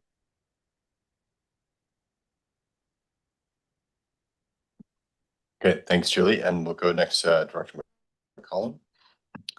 Yeah, thanks for the report, Julie. I appreciate the way this was laid out. And whenever we undertake this exercise, it always stands out how difficult it is to make comparisons, because every organization is different. And then we're looking at, the base salary, but then in the questions, some regional districts pay for meetings, other don't. Like it does get difficult to compare. But overall, I do support the recommendation coming out, but I would also say that I am in support of Director Arbor's suggestion of increasing the base salary for area directors, especially because based on the history of the area, we've ended up with really large populations in our rural areas. And I've often wondered, at what point is there a process for breaking these down into smaller pieces? And then the other thing is the cost of living on the coast is considerably more than other parts of the province. And just looking at comparators that are coastal, like either Vancouver Island or even the Sunshine Coast. If we were just to look at that average, I think that Daniel's suggestion for the electoral areas would be pretty reasonable, and still probably on the low side of that particular average. So yeah, I just want to say that I agree with the thinking there. And, you know, in this exercise, always the comparators is always a starting point to trying to figure out what makes sense for us. And I'd say that's the only thing for me that does seem like it could be addressed. We want to make sure that we have good candidates that are willing to run, and this job doesn't get easier with time. So thank you. All right, and Director Grieve, you haven't spoken yet, so go ahead. Thank you, Mr. Chair. Yeah, a lot of those points are lost when you gloss over the comparatives you're looking at there from other jurisdictions, like you mentioned the cost of living. I would like to say that I think that the electorate in the Comox Valley Region District get a bloody good bang for their buck with their electoral area directors. I represent, in the last census, about 9,300 people, which puts Area C ranks as the 4th largest constituency north of Nanaimo. And I operate out of my kitchen table with my wife saying, clean up your papers. So it's a little bit of a different fish. You know, we have staff, but we share it with the municipalities and a lot of our services. So I did a quick look at it, and mind you, this last month has been pretty busy, but you know, I looked at this month, and we had basically 16 meetings. We had that 16 meetings meant roughly 12 trips to town, roughly, let's say 40 minutes, 20 minutes each way. And of course, you come to town, you're going to stick around if the meeting isn't for 2 more hours either. If you factor that in as well, and then you factor in, you know, study time for the meetings, and even if you're only, you know, you're not a bookworm, you're not going to spend any more than half an hour study time on each meeting. Some will be more, some less. So anyway, to round it all off, that works us out to 69 hours. So 69 hours, looking at our base rate wages, which is about $3,167 a month, works out to 46 bucks an hour. Now that sounds pretty good, but what isn't factored in there is the fact that it still takes up the better part of a week. You might have one day off that's actually off.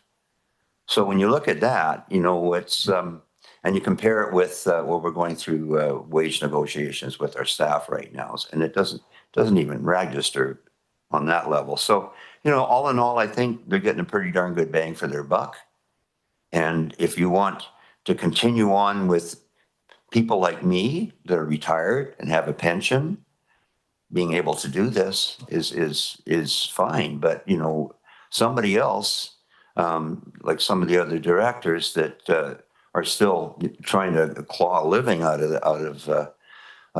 this valley and pay the rates we're paying here, it's not so good. It's not really going to attract anybody that's that would normally you know, not be. What's the sweet spot? The sweet spot's when, you know, the kids go to college and the old dog dies, then you can run for politics. That was a surprise ending. Okay. Didn't expect that. Kids are gone, dog's doing fine. Daniel, go ahead. Yeah, thanks. Just one comment that I said I would make to my alternate director, and I think I need to make it as well. Maybe that's for the future, but I think there's some reflection that should be done as well for the EAs on remuneration for alternate director. Currently, they're on just a per meeting system, but I'm looking at the amount of time that my alternate director is preparing himself because they never know when they get the call, but somehow they have to follow all the issues. Like it's actually a lot of time investment on their part. And I have wondered whether a stipend model would be better than a per meeting model. It would be more reflective of what this job occupies in their minds over the course of a year as they follow and track our issues and have meetings with the main director, because they make literally no money doing this. You know, they might step in 2 or 3 times and make $300 for the year. And it's actually a lot of issues that they have to trace, right? So, but that's for the future. For now, I meant to do that comment earlier, but I just wanted to get it on the record. Thanks. Okay, thanks, Director Arbor and Director Moore. Oh, sorry. Thank you, Chair. Just wanted to make a comment. Well, first of all, I'm in agreement as well with bumping up the electoral area amount. But I'm just curious how Director Grieve gets away with a half an hour of homework, because as a municipal director, I take it pretty seriously. I think you're underestimating how much you prepare for a meeting. That's what I think, because it's a lot more than half an hour to read through several hundred pages often and digest it and prepare your thoughts around it. Anyway. All right, well, you come back to us with the tally. So that's for receipt. Anyone opposed to receipt? Okay, all right, and there's a recommendation. Anyone cares to make one?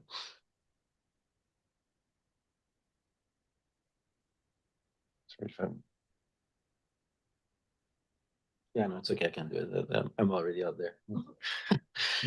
Yeah, so no.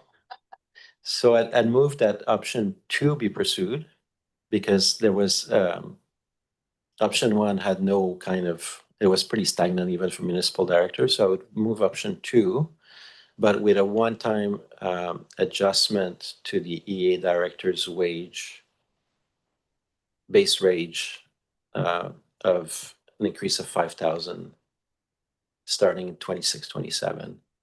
Sorry, I actually meant this. Oh yeah, I did send that by email to James. I don't know if you wanted to put it in the board or not, but that's the motion. Yes. Just start a speakers list and we'll go with Director Morin. Yeah, sorry. I mean, if Director Arbor is saying option 2, that actually starts in 2027. So I don't think that's what you intended. The option 1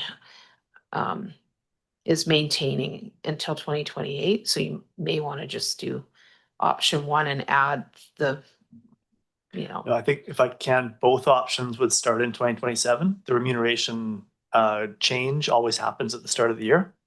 And so if I'm understanding the bylaw correctly, it happens at the beginning of the year is when the remuneration amount changes. So both options would be effective in 2027. And just to confirm, what Director Arbor is wanting is the option 2 from table 1 of the report, but with that $5,000 one-time increase to the EA director's remuneration.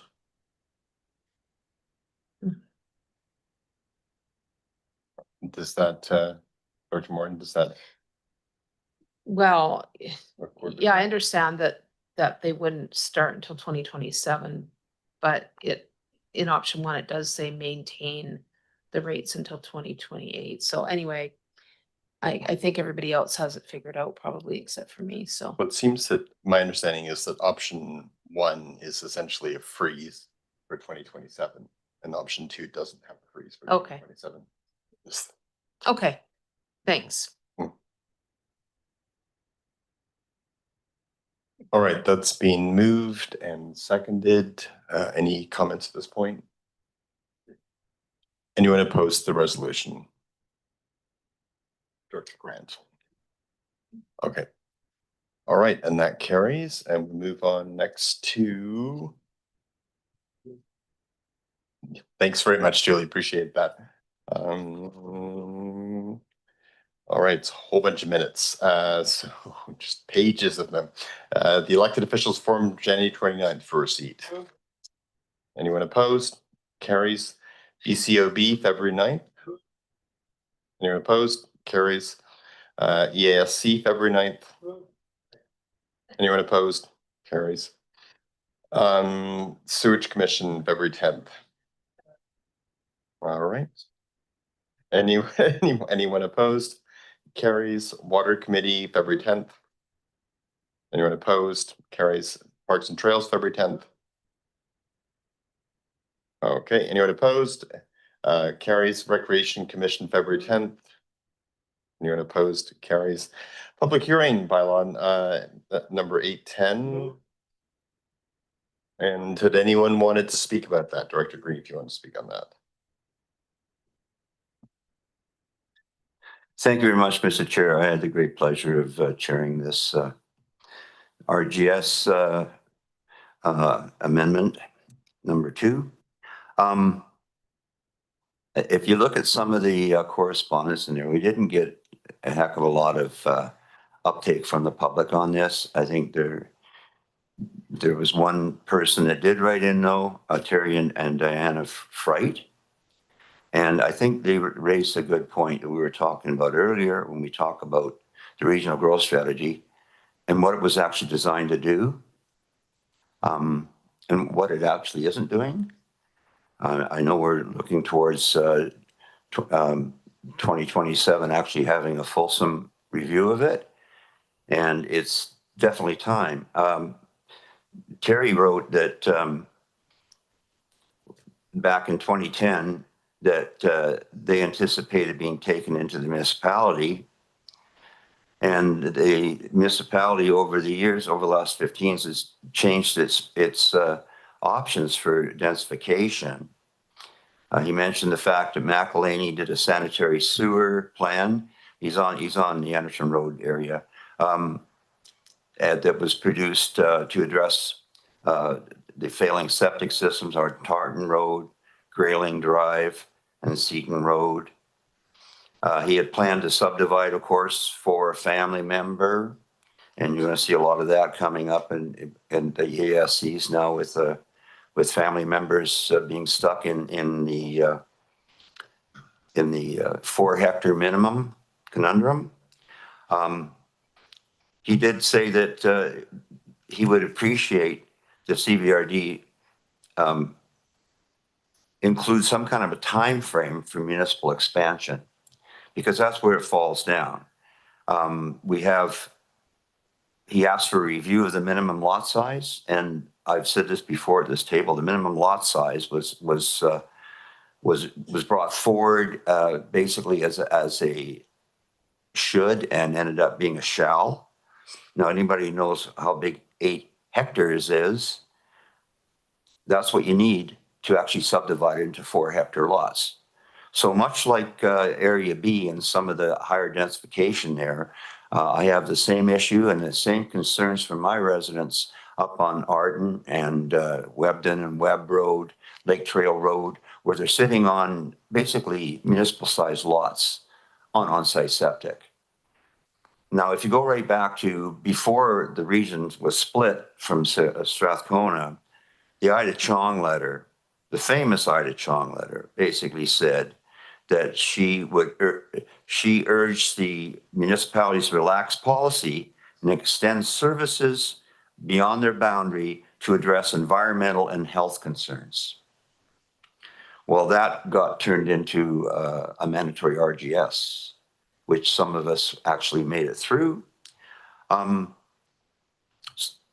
We're sitting in a situation now where it's outlived its usefulness, and municipalities, fully understandably, cannot afford the servicing costs to bring services even across the street, like on Arden Road or just down Anderton Road a little bit further. But nothing's going to change. Those environmental concerns are still there. Those septics, most of them have not been fixed. They're just on life support. Now, when we did a study back in 2016, Ann McDonald was one of our head planners. She discovered that over 9,000 homes are less than a kilometer away from a municipal sewer. So we have this periphery around called the settlement expansion areas around the municipalities, that the solution to their problem was to be annexed into the municipalities. Now, I would think, especially today, when we're looking at so much work that needs to be done at in Curtis Road at the sewer plant, that we would welcome 9,000 paying customers into the sewer service. Now, if there is an option of the municipalities extending those services without annexation, and I don't want to get into the particulars of it, it was fought tooth and nail by the CAO of the day from Courtenay, and was promoted by the mayor of Comox, who worked very hard to get that language put in there. So I do think that we've got a year to look at it, but I would urge the CAOs and the councils, especially Courtenay Comox, to consider what the real future is for these areas. And in light of the fact that we have that big expansion coming on at the air base, it only makes sense to take in those areas that would add housing, because now you can actually subdivide some of it, and it would bring more paying users into the sewer system. So, you know, it's sort of like a hanging promise that didn't come true. So I thank Terry and Diana there for writing this letter, because it's been reflected countless times in my constituency with the people on the Arden Road corridor or Lake Trail Road corridor. So yeah, it is a truth. It's like almost like a broken promise. I would say, and if I can put this mildly somehow without offending anybody, we have some staff that were present when this policy was drawn up, and they're kind of wedded to it. So I'm thinking that somewhere along the line, you have to give them respectful climb down from those policies, because you know, in hindsight, I think that we expected them to be reviewed far before this time. It's been what, 15, 14 years, and the path forward is clear, and it's not the status quo right now. All right. Thank you, Director Grieve, and I gave you some latitude to express all of your thoughts on that, but yeah. Certainly grateful. Okay. All right, and this is for receipt. Anyone opposed to receipt? Okay, and we will, I think at this point, continue with the minutes, or what are we? ESC, sorry, this is ESC from February 23rd, and this is development variance permit. Recommendation number 1 is to vote at the areas. Moved and seconded. Okay, anyone, any questions? Anyone opposed? Okay. Move to. Yeah. We saw quorum. All right, sorry, and anyone opposed? No one was. So recommendation 2, so moved and seconded. Thank you very much. Anyone opposed? It carries. Recommendation 3. Thank you. Go to the areas again. Anyone opposed? Carries. Recommendation 4. Thank you very much. Anyone opposed? Carries. Recommendation 5. Anyone opposed? Carries. Recommendation 6. Okay, anyone opposed? It carries. And move 7. Okay, anyone opposed? Carries. Bylaws and resolutions is third reading following a public hearing. The RGS. Okay, someone care to second? No, anyone opposed? Carries. And first and second reading, and this is the flood hazard area land use management bylaw. Okay, so voted the areas. Anyone opposed? It carries. And for first, second, and third reading, the Jackson Drive sewer service parcel tax. I started doing first and second, and that's been moved and seconded for first and second. Anyone opposed? It carries. And for third reading, Okay. Anyone opposed? And that carries. But just one last piece of this before termination is Director Grief here. Mark Rutten's retiring. Thank you. Stole my thunder. If you want to tell me the ending of the Sixth Sense or anything else, but yes, that is what's going to happen. This may be performative or not, I'm not sure. But Mark, this is your final board meeting and your final time in the civic room here in an official capacity as general manager. So I just wanted to say thank you again. This is again the what did you say, the longest running, the longest goodbye. The longest goodbye. So yeah, just really quickly, Mark's been with Regional District for a decade and a half and longer, and has just tremendously provided so much support and stability to the organization. And we're going to miss you in the months and years to come. So congratulations and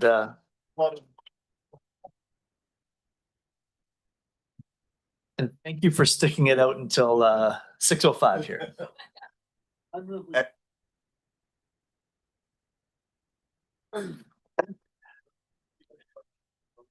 Mark, Yeah. hey, Mark,